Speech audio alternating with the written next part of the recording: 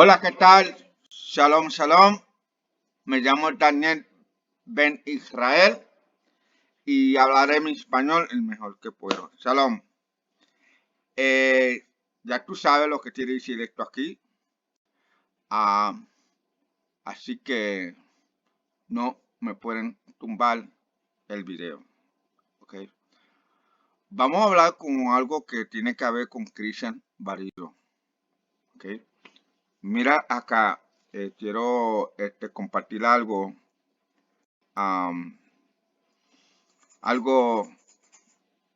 muy importante sobre Gálatas 4, versos 9 a 11. Hay un muchacho que quiere enseñar una falsa enseñanza. Es totalmente otro evangelio. Se llama Christian Badillo, un puertorriqueño con pocas cerebros. ¿Okay? Con pocas cerebros. Que cual él no sabe leer bien lo que dice la Torá, pero a él le gusta sacar el contexto, fuera del contexto. Casi la mayoría de ellos leen la Biblia fuera del contexto. ¿Okay? Él dice que el libro de Gálatas, Pablo estaba reprendiendo a los judíos porque estaba volviendo a judaizarse. Y esto es una falta de enseñanza total, totalmente cabellado. No, Pablo no estaba diciendo eso. No había nada que tiene que ver con los judíos. No había nada. Escucha esto de 4 minutos con 22. Un hombre que tiene una cabeza más veces, 10 veces que Cristian Badillo. Y también yo quiero que ustedes miren que está aquí. Déjame para que ustedes vean. In Galatians 4, verse 10, Paul gives a passage that many people say today. Ok, déjame para aquí. Yo quiero que ustedes ven son 6 minutos nada más. Y mira lo que él dice. Ese hombre tiene tremendo sabio y inteligente y sabe leer con lo que se dice el libro Gálatas. Ok, yo quiero que ustedes vean. Vamos a mirar este video aquí, ¿verdad? Escucha lo que él dice. Lamentablemente no es en español, sino en inglés. Pero yo quiero que ustedes escuchen lo que se dice aquí. ¿Ok? Escucha esto.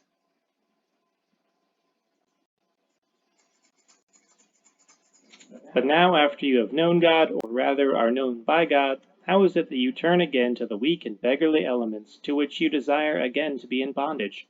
You observe days, and months, and seasons, and years. I am afraid for you, lest I have labored for you in vain. The argument states that this passage shows that Paul believed that the Sabbath laws were spiritual bondage. First, it is important to note that the greater context of Galatians does not have to do with the observance of God's law. It's a reprimand against the dangerous error of relying on the works of the law for salvation. This is the meaning of the phrase under law. It has nothing to do with a simple attempt to obey the law in any respect.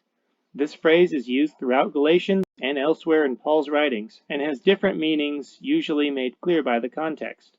To be under the law is used in this letter as a phrase to signify someone who is relying on the works of the law for justification. So let's begin to address the argument. Number 1.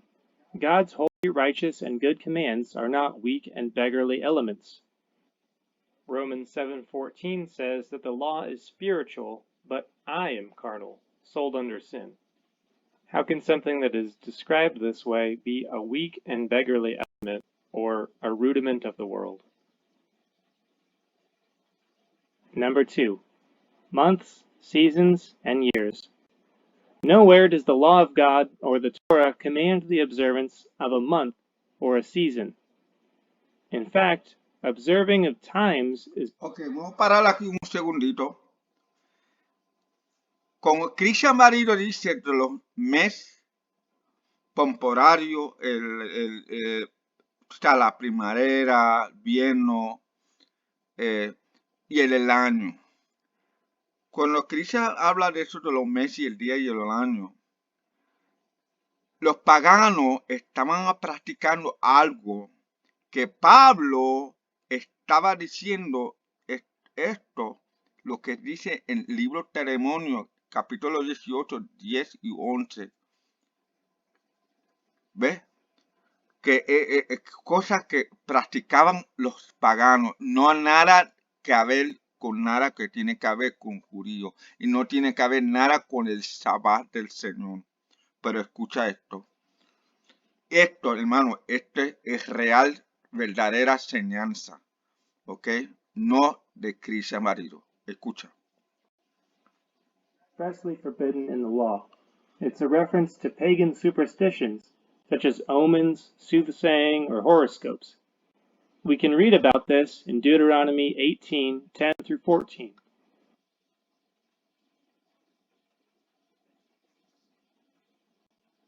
As for years, the Shemitah, or year of release, was not observed by Jews outside of Israel, and the Jubilee year was unknown.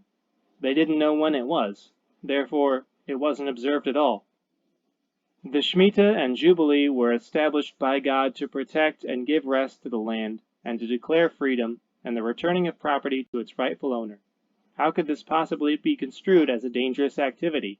The Sabbath days and years are a picture of Christ and eternal redemption. The context shows that this passage is referring to pagan holidays, not God's holidays.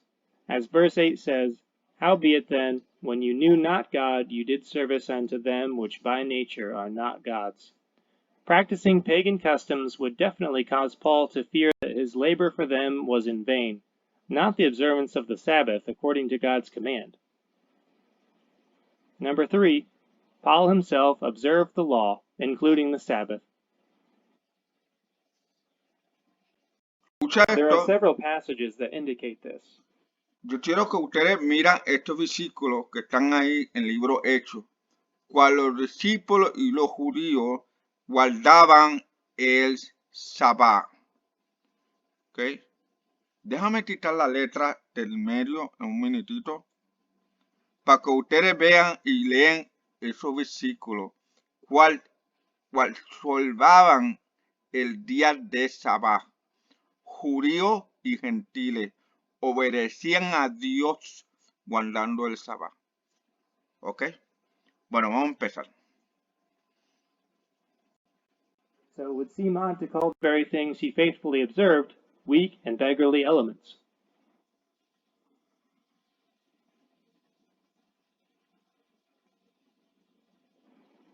He then says in verse 12, "Brethren, I beseech you, be as I am."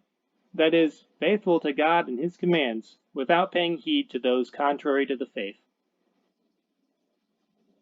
So let's look again at the argument. The phrase weak and beggarly elements is not what the Bible would use to describe God's holy word, even the commandments.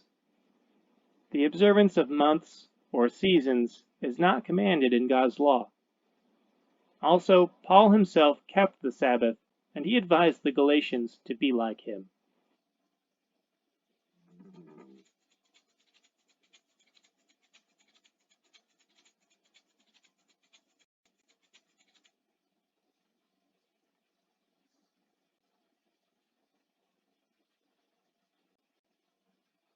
Ya tú puedes ver y vamos al próximo video, ¿verdad? Vamos al próximo video. Y este próximo video ya tú sabes que no está hablando nada que tiene que ver con judío o de Israel, la fiesta del Señor. En el libro Gálatas se está hablando gente que eran paganos, que volvieron a practicar que Dios no le agrada. ¿ok? Así que vamos a escuchar este próximo video. Dios le bendiga a este hombre que está aquí y vamos a escuchar lo que dice que realmente lo es Gálatas, ¿ok? Proves that the Old Testament feast days and Sabbath are no longer necessary. Is this the case? Well, let's find out.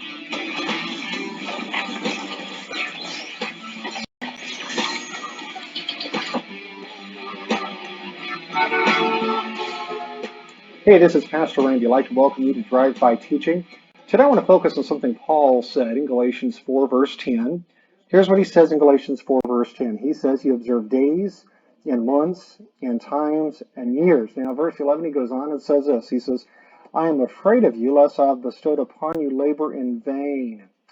Now, many people assume that Paul here is referring to the Old Testament days of worship, like the Sabbath and feast days. And Paul is saying that these people were going back to the Jewish faith. They were. Eso es lo que Christian está diciendo, que Pablo estaba contra las cosas de los judíos, contra Israel, contra el día de... Y esto es una falta enseñanza lo que Christian Badillo te está diciendo, ¿ok? Mira, escucha lo que dice varón, escucha. Worshiping the Sabbath, they were worshiping the feast days, and he said, because of this, I'm afraid of you. In other words, they were going backwards instead of going forwards. Is this the message of Scripture? Well, you know, it's so important that we understand context. Context is key. And if we go back to verse 8, we're going to understand what Paul's saying here. He says, howbeit, then when you knew not Yahweh, you did service unto them which by nature are no mighty ones. So notice that this is speaking about a time before they came to the faith. In verse 9, it says, but now, after that you have known Elohim, or rather are known of Elohim. You see, Yahweh calls us, we don't call Yahweh, we see that here. How turn you again to the weak and beggarly elements, whereunto you desire again to be in bondage? So what is Paul referring to here?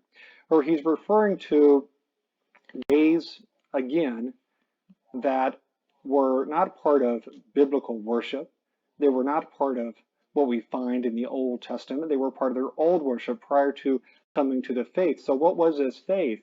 You know, as believers, understanding the history of the Bible is so important. So who were the ancient Gauls, or the people of Galatia? These people came down from Northern Europe. We know that historically.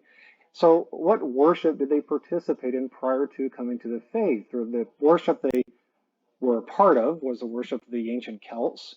And we know that the ancient Celts, of course, this is, you know, one example is Halloween, or Samhain was the original day where they would actually burn people alive. So the religion of the ancient Celts in many ways was very barbaric. And this is to hear the worship of the faith prior to coming to know Yahweh, prior to coming to know the faith and the Messiah, Yahshua. So this is not referring to Old Testament days of worship. We see that from the context. Again, verse 8 is key. This is not referring to the Sabbath or the feast days we find in the Old Testament, but instead to Old Celtic days. Oíste lo que dice, no nada que tiene que ver con el sábado, nada. Así que, Cristian Badillo, tú eres un falto, eres, no sé lo que se puede decir, yo no quiero ofenderte a usted, pero tú eres un falto y una enseñanza no tiene valor. Lo que Cristian Badillo dice, está un rol bien grande.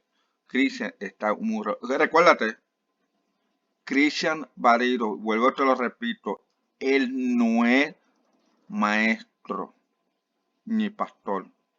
Recuérdase en esta palabra, él no es maestro ni tampoco pastor. ¿Ok? Él es un nada más, un nada menos de lengua de exclusión. Así que, bueno, vamos a escuchar lo que dice. Worship that they worshipped prior to their conversion.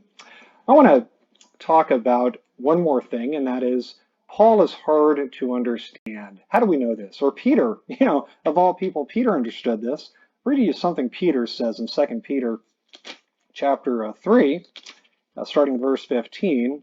This is very important, by the way, to understand. It says, an account that the long-suffering of our Master of salvation, even as our beloved brother Paul, also according to the wisdom given unto him, hath written unto you. So we find here that Peter here is referring to the Apostle Paul. Now listen to what he says next. He says, as also in all his epistles. So I want to stop here just for just a moment.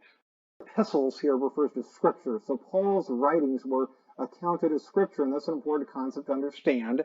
And that's why we believe here in both the Old and New Testaments. So epistles, speaking in them of these things in which are some things hard to be understood, which they that are unlearned and unstable wrest, as they do also the other scriptures, unto their own destruction. So we find here that Peter is acknowledging something very important for us to understand, and that is that the Apostle Paul was hard to comprehend, hard to understand. The way he spoke, the way he communicated, sometimes was confusing. And we see that within mainstream nominal worship today. Many ministers, they misinterpret, misunderstand Paul's writings because they're unlearned. They're unable to interpret rightly the word, as we find in so many cases. And that's why it's so important to understand context again as we go back to Galatians chapter 4, that we understand what Paul is referring to in verse 10, that he's not referring to days that we find in the Old Testament, the Sabbath and feast days. No, he's referring to days that they were observing prior to their conversion to the faith. And what were those days? So those days were, again, ancient Celtic worship that were detestable, that were just horrible days of worship. And Paul's saying, look, you're going backwards. You're not observing the Sabbath. You're not observing the feast days. You're not honoring your Father in heaven. You're not honoring the Messiah as you should, because you're going back to these old, detestable feast days of the Celtic religion, not of Scripture. Well, I pray that this is a blessing to you, and I would encourage you to watch all these drive-by teachings and to really study Scripture. Scripture says to prove all things, hold fast. Ok, ahí tú lo tienes, ahí tú lo comprendes lo que se está diciendo. Yo espero que ustedes han entendido lo que se está diciendo aquí. Okay. Así que Dios lo bendiga a todos y la verdad, en Gálatas no se habla nada de judazal, judío y nada que tiene que ver. Era personas que eran gentiles que estaban volviendo para atrás a los paganos tiempos y meses y años. Eso es lo que tiene que ver. Ahí no se mencionó ni Sabá tampoco. No se menciona ni Sabá. Así que ten mucho cuidado con Badillo. Ten mucho cuidado. Shalom.